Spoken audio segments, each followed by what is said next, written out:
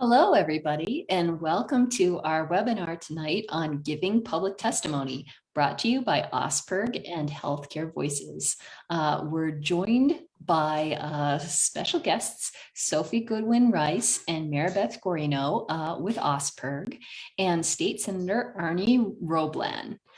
So we're going to talk tonight a little bit about what healthcare reform looks like in Oregon and the state legislative session coming up and how you can contribute and give your public testimony, if you choose, in the most effective way. And we'll take questions at the end if you have questions. All right. I am going to go ahead and talk a little bit about OSPERG and a bit about our healthcare program. So my name is Maribeth Gorino. I am the healthcare advocate at OSPERG, the Oregon State Public Interest Research Group. We are a consumer advocacy organization with members across the state. And when it comes to healthcare, we are really all about lowering healthcare costs. In recent years, we've seen healthcare prices skyrocket from a 77% average premium increase in the last 8 years to seeing people coming out with medical debt and bills that they just can't pay. So in the Portland area, the price for an average insurance premium has gone from about $260 a month to $460 a month. And that is invariably higher in other more rural areas of the state. And in terms of people delaying care, about a quarter of Oregonians have avoided or delayed care due to cost. And that's just unacceptable. So we're really working to try and address these healthcare costs, helping people with medical debt by finding policy solutions to help address and lower the cost of care. So one of the methods that we are using, and Laura, if you want to go to the next slide, perfect. One of the methods we are using to address healthcare costs is a public health insurance option. And all this means is we are looking to implement a low-cost, high-quality healthcare plan that has some government design aspects to help improve quality and keep those costs low. We've made a lot of progress in the last couple of years here in Oregon. We passed a bill last year in the legislature that directed state agencies to create what we call an implementation plan. So basically laying out a plan for what needs to be done in the state to achieve a successful public option and pass a successful public option. And that implementation plan came out at the very end of last year and had about 10 different recommendations for how to move forward. And so in this legislative session, our goal is to transition Oregon from a federally facilitated marketplace for people without employer coverage, employer insurance, buy their health insurance, and moving off of that federal marketplace, healthcare.gov, which some of you may be familiar with, onto a fully state-based marketplace, which means that Oregon would operate every aspect of where and how Oregonians purchase their private health insurance. This transition would allow the state to improve their flexibility in containing costs, improve enrollment rates, and increase coverage in Oregon. So we're really excited to be able to move this forward this legislative session. We'd be following in the path of about 6 other states that have transitioned in the last 3 years or so, in addition to 18 total states that already have state-based marketplaces. So we are really excited to continue moving forward towards a public option and start the process to transition to a state-based marketplace. And part of the reason why this is so important to do it this year is because it is a long process to make that transition. With federal guidance and rules and regulations, it takes about 2 years. So we really need the legislature to authorize the transition now. So the Oregon legislative session actually started this week, yesterday. And so there are a couple different ways that you as an Oregonian or in whatever state that you are in can help with your legislature and help move important policies. Some easy ways are to call or email your representative. You can sign up for notifications for updates on important bills so you can stay informed. And what we're going to talk about tonight is how to offer testimony, how to submit, how to write it, what to include in it, and some general protocols and ideas of what to include in your testimony. So we will turn it over now. If you want to go to the next slide, Laura, I will introduce our very special guest speaker, former Oregon State Senator Arne Roblin. He was in the legislature for 16 years and retired early last year, and has been a longtime champion for education, schools, and healthcare. He also served on several different committees and chaired several committees during his time in the legislature, so has some really excellent perspective and experience that he will be sharing with us tonight. So Senator, I will turn it over to you. So thank you very much. It is really an honor to be here to talk to everyone who's interested. This is really one of those civic duties that I hope people take seriously, and that is testifying in front of a committee. It used to be you had to be in person. Now they've gotten options, so you can do this from the privacy of your own home with Zoom and other platforms that they have. And it really is important to think about what you're going to say. You're going to hear a little later about how to write testimony, which is really important. And I would tell you that most people who are real successful in getting their points across have a written testimony, which they send in ahead of time. But when they're in front of the committee, they're really going to be speaking directly to those people. And they don't want to hear you read your testimony. They want you to be speaking from your heart about why you are there. It is important to understand the protocols to begin with. You know, you're going to thank the committee chair and the committee members for hearing you. You're also going to say something like, and for the record, my name is, and then clearly state your name and where you're from. One of the things that you want to do beforehand, I think, it helps you feel your audience, because knowing the people you're talking to is really important. They say a lot of times that all politics is local, and that is really true. If you know one of the people up there, that person's going to be paying attention to you because they have a relationship with you. If you have friends that know some of those people, encouraging them to talk to the people is also very important. But what you're going to be doing is saying, here's who I am, and here's why this is important to me. And I have always said that the best way to do testimony is to have your own story. People like to hear stories. They don't like to hear facts and numbers all the time. They're going to get that. We do a lot of research. We have staff that do research behind the scenes to help us understand what the bill is and how we're going to go forward.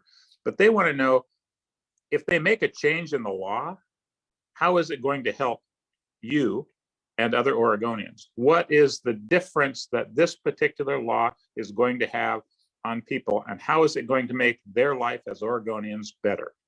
Those are the kinds of things they want to hear from you. Or how are they going to make it better for members of your family or others? You know, I chaired, in my final years there, I chaired the mental health committee. It was the first time we actually had a committee directed specifically to mental health. And we heard lots and lots of stories about individuals who got caught up in the system, and really what they needed was direct mental health help, but that wasn't what they were getting. They were getting incarcerated. They were getting shoved to family members who really didn't have the skills necessary. And we needed to come up with a plan. And we had a number of meetings and large groups of people, including those people who have mental health issues. So sometimes the best people to hear from are people who have direct knowledge of what's happening to them, so they can directly express that. The other thing, when you're up there, realize that you're usually given just a few minutes to talk. You can get a lot out in a few minutes if you're organized and think about it beforehand, but also recognize that they will give you an opportunity at the end. You're going to say, if there are any questions from any of the committee members, I'm here to answer those questions. Some legislators, especially if the issue really is something that's important to them, will want to ask you questions. So feel comfortable, and just when they ask a question, answer it directly as quickly as you can without going a long time. But the big thing, try to figure out how to get as comfortable as you can as you get up there, so you don't look like you're too nervous. Number two, know the material you're going to want to give so that you can just give the material without looking at your notes and reading it. So sometimes just a checklist of things that you can look down at and recognize this is the point I wanted to make at this particular time. And finally, before you even get into this field, this setting, it's really nice to understand what committee you're going to go in front of and get to know who those committee members are. If they're from your district, that's really nice because they want to make sure that they're nice to just people who live in their session.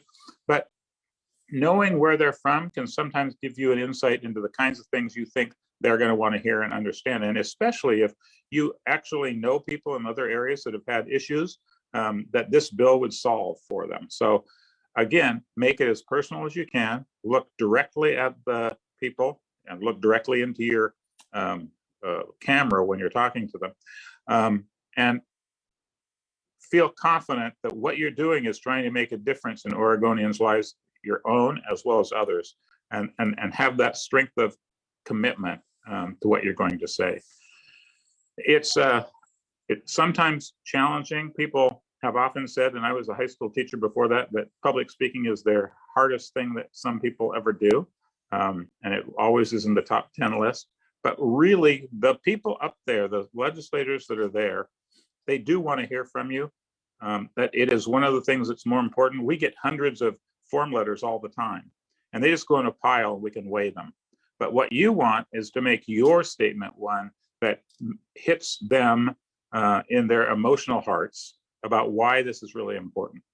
And that's why public testimony is so important. Sometimes one person speaking from their heart about an issue can have much, much more weight than all of the letters that have been coming in for weeks before this thing comes up for a vote. So I encourage you to take some time to think about what you want to say, take some time to figure out what are the most important points you want to get across. And like you do with a paper, start with those early and come back at the end and summarize what was the most important thing you had to say. Anyway, enjoy your time. And thank you for Osberg for giving me the opportunity to talk to you a little bit. And I'm certainly will be here for any questions at the end of the session, just like I would have been on a committee. Thank you. Thank you. I really appreciate your perspective on that, and we will definitely come back to questions. Laura, if you want to go to the next slide, I believe Sophie will take over and talk a little bit about actually putting pen to paper. Yeah, absolutely. So Senator Roblin hit some really awesome points going into, actually, I should introduce myself. My name is Sophie Goodwin-Rice. I'm the Healthcare Associate with Osberg here in Portland, Oregon. So as Senator Roblin said, there are so many different things to keep in mind when you're giving testimony. And it might sound like a lot, but it is pretty straightforward when you really get into it. You're just telling your story to people who are wanting to make a difference, and you have to assume that they have the best intentions and they are going to want to take your story and make a difference with it. So I'm going to go through a couple ways for how to give testimony and what that looks like in practice. I know we might have some viewers on Facebook, especially, who are not. Sophie, you muted yourself. Sorry. Okay. You did it again. I'm going to be going off of what Oregon uses for our platform on the legislative session, and it might be different for different states, but I think generally the information will transfer well. And if you have any questions, you can reach out to one of us and we can get you plugged in to what might work for your specific state. So there are a couple ways to get into getting testimony. In one way, you can be recruited and brought along with a larger advocacy group such as Osberg. So for example, going into this legislative session, we have identified many activists who we know have important stories. We want to have them share. We will work with them and then have them lined up for when we give testimony and we know our bill hearing is coming up. So if you are watching this and you are one of those people, you know who you are, and that is just one way to get involved. However, you can also just be a citizen or a constituent who follows bills because they're important to you and interesting to you, and you can sign up for testimony on the legislative website yourself. So on Oregon's website, if you just look up Oregon legislature, there are places where you can go that say get involved. It says how to testify, how to submit testimony remotely, and you can follow those steps and figure out how to do that. And because we are on Zoom, it's a lot easier than it used to be in some ways to get involved. You just have to join on your computer. So there's that way as well. If you want to submit testimony, there are a couple ways to do that. You can join the committee hearing, as Senator Roblin was explaining, and read your testimony out loud in real time. In normal times and before the pandemic, you would have gone in person, stood outside, gone into the room, waited for your name to be called, and now it is joining a Zoom meeting and doing it that way. However, if you aren't able to make it to a meeting for whatever reason, you can also submit written testimony. And this is something that legislators can refer to, and anybody who looks up the bill later on the legislative database can look at it as well. So that's another way to get your point across and have the legislators hear what you have to say. And it's also recommended to do both. So you can submit a written statement and also read your statement or explain your statement in person or in live time on Zoom at the committee hearing. Next slide. Awesome. So writing your testimony, be succinct and to the point. Don't, make sure that you know what you're going to say, why you're saying it. And as Senator Roblin said, you generally only have about 2 minutes to do that. So you want to make sure that your story is well outlined and makes a lot of sense organizationally as you're going through. So it is really helpful to write down points. Even if you are a great speaker, it can talk off the top of your head. Have an outline as you're going through so you can hit points and know that you are right in the time limit. When you are saying what you're interested in, explicitly say what you want and why it affects you personally. So if you want legislators to vote for a bill, for example, the public options will say, I want you to vote for House Bill 2010 is what it was last session. Then you say that, please vote for this bill. I think it's important because I am a business owner at XYZ and I cannot afford health insurance for my employees or something like that. And then you get into your personal story. And then at the end, again, ask, please support this bill. So people will probably know if you're in support or not in support, but it also just drives it home at the end.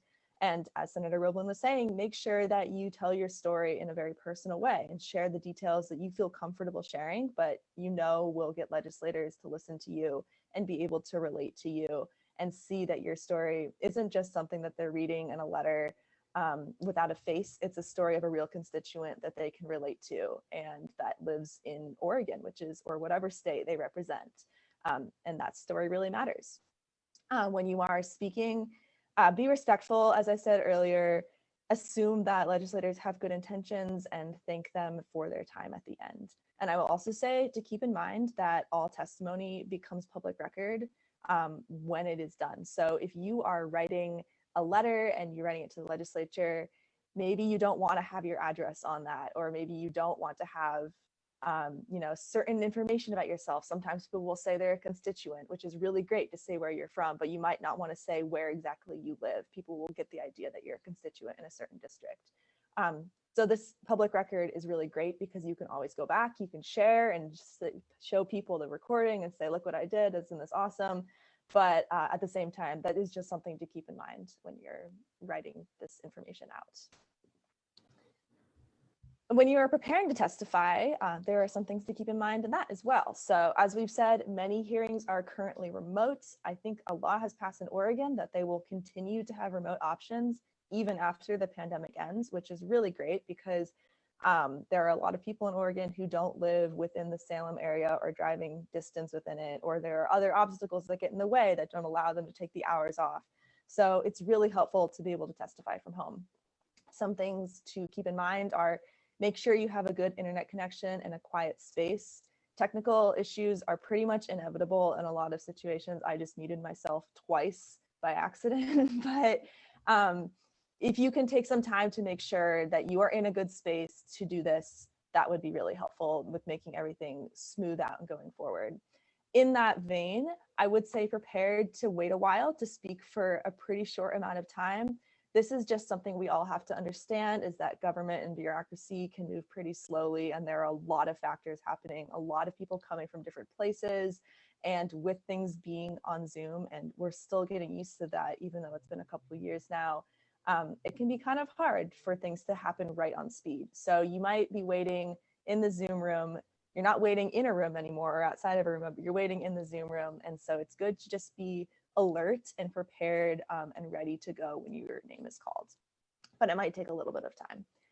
And then, as Senator Roblin said, know your audience and who you're talking to. So take some time beforehand to look up the bill itself. If I'm sure you will know lots about it if you are testifying for it, but look up really like the history of it, who presented it, where is it coming from, why is it there, is there any information about that, what is the measure history, and then who is the committee. So if you are presenting to the House Committee on Healthcare, you know it's in the House, so that's only going to be representatives, not senators on that side. And then who is the chair? And if you want, you can look up other members of the committee, but the chair is the person that will be presiding over a lot, and you know, who will really be calling you and talking to you. So who are they? How do you pronounce their name? Where are they from? Things like that. And then when you are talking to them, you would say, for example, if Senator Roblin, if we were in like education, the Senate committee, we would say, Chair Roblin and members of the committee, my name is Sophie Goodwin Rice, for the record, and I am a constituent from, at the time, I was from Newport. So I am calling from Newport, Oregon, to talk to you today about this bill. So just make sure that you are addressing the legislators in that way, stating who you are, knowing your audience, and basically just being as prepared as you possibly can for anything that happens. And that is all the information I have on this. I don't know if we have anybody in this webinar room that has any questions, and we can check on Facebook as well, but maybe do we have any questions that we think people might have based on this information? I personally have testified in front of the Nevada and Colorado state legislatures, and each state does things a little bit differently, but these tips should be good for wherever you are. Many states right now are doing kind of a blend of virtual and in person. If you can, it is probably more impactful if you testify in person, but if you can't, virtual is still a good option. It's just if you are looking them eye to eye, that tends to be more impactful than if you're a voice coming from a computer. The other thing I would say is that every committee has professional staff members who are in charge of making sure all the things work for that, including the Zoom meetings and so on. And their names are associated with the committee, and they're a great group to get answers from. So if you're having a problem getting something sent in or whatever, you can look on the committee, find their name, and there's a phone number generally to get to them. You can get to them and have a conversation. They can help you, walk you through the process to get stuff, because their job is to try to get as much testimony and other stuff in so that the legislators can make the decision. So recognize that you are paying for those people. They are state employees who are there to help the system work. And you're trying to make the system work too by getting engaged and involved. And I would have to agree. I was part of a group called Penn-War Pacific Northwest Economic Region. It was the 5 Western states and the 5 Western provinces of Canada.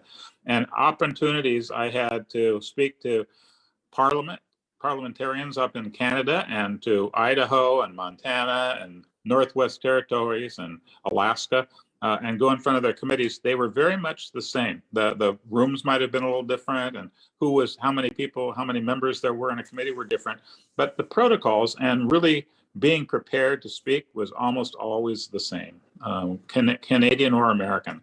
Now, I haven't been in other places too often to testify, but recognize that there are people whose job it is to help you be successful and help you get your message across. So don't hesitate to call in ahead of time, in particular, to talk to some of those staff members if that might be helpful to you. And recognize that every one of the legislators, House and Senate, they also have staff that work for them.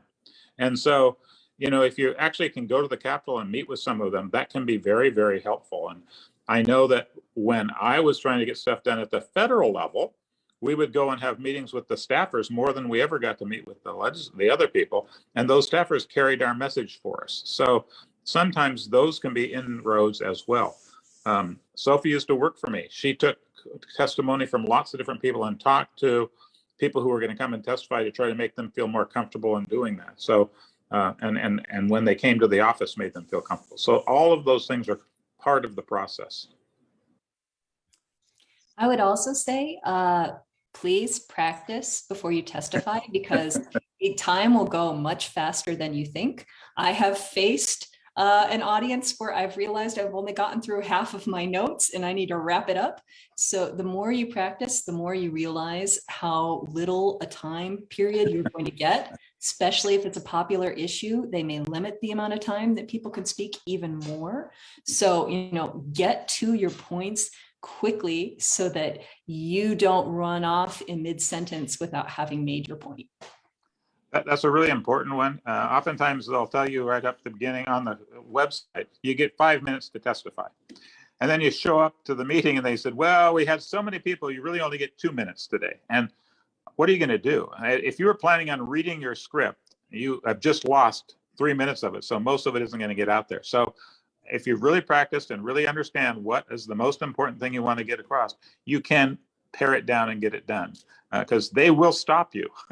A little buzzer will go off some way. They will tell you, you've had your 2 minutes. And it's not fun when you're the legislator trying to do that, but I know it's horrible for those who have practiced and planned and wanted to get there and all of a sudden didn't get to get the whole message they wanted. So that's an important one. Don't let it throw you. And I'll actually just kind of add on to that. We had a question from Facebook about whether giving oral testimony is better than giving written testimony, which I would argue it is, but it's also really important to also submit written testimony if you're giving oral testimony, because then all of your comments get on the record. So whether you're cut off at 2 minutes when you practice for 5 or not, you then have all of your written comments to also submit and make sure that you are able to share your story and every bit of information gets there. And I really want to emphasize direct testimony is always better. That's the testimony they know, they heard. When they get hundreds of letters, whether they get through all of them or not is up to each individual. And so in some cases, there are so many pieces of information and letters coming in. It'll all become part of the record. It'll all be there, but not the people who have to vote on it and make the decision may not have heard it. If you're in the committee talking to them, they heard it. And if you've never testified before, this may sound scary, but you can do it. We know you can do it. And they are probably not going to throw any gotcha questions. They probably won't ask you any questions at all. But at least in my experience, it's going to be softballs. You are not on a cable news show. They recognize you're a constituent. You have this issue is something you care about, and everybody means well. So even if you disagree with them politically, in my experience, they will be kind.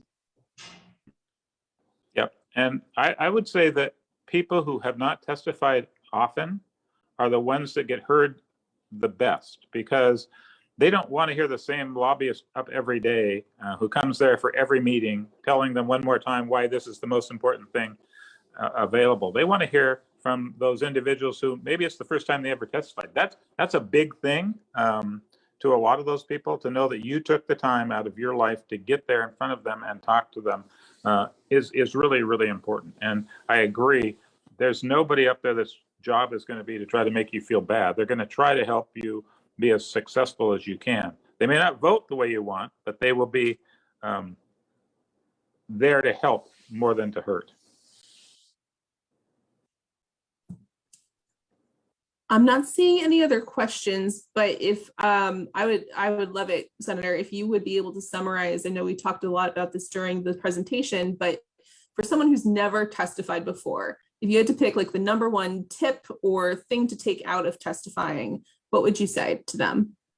I would say that it's that preparation ahead of time, understanding who your audience is and the kinds of things that are important.